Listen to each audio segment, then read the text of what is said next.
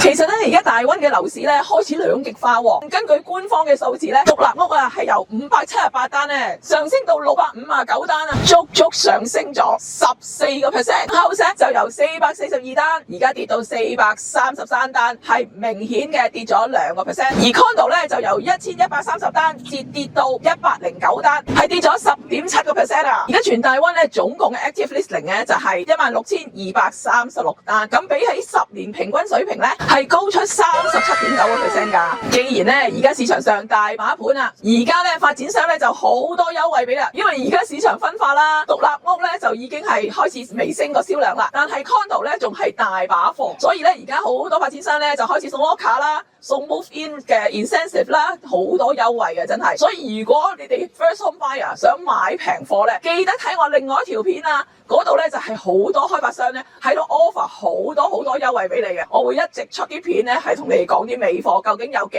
抵嘅。其實呢啲限時優惠咧唔係成日都有㗎，呢啲優惠好似 Concord Metro Town 啊，其他樓盤好似 Frame 啊、Highline 啊嗰啲樓盤咧都係限時優惠㗎。如果大家係想知道多啲詳情咧，記得 contact Isabella 啦。而 Isabella 咧都有一啲盤咧係做 pre-sale assignment， 即係樓花轉讓嘅。如果想知道詳情嘅話咧，歡迎大家打電話俾我 ，WhatsApp 我都得㗎。如果喜歡我嘅片嘅，請你 subscribe、share 或者睇翻我嘅長片，記得撳鐘仔啊！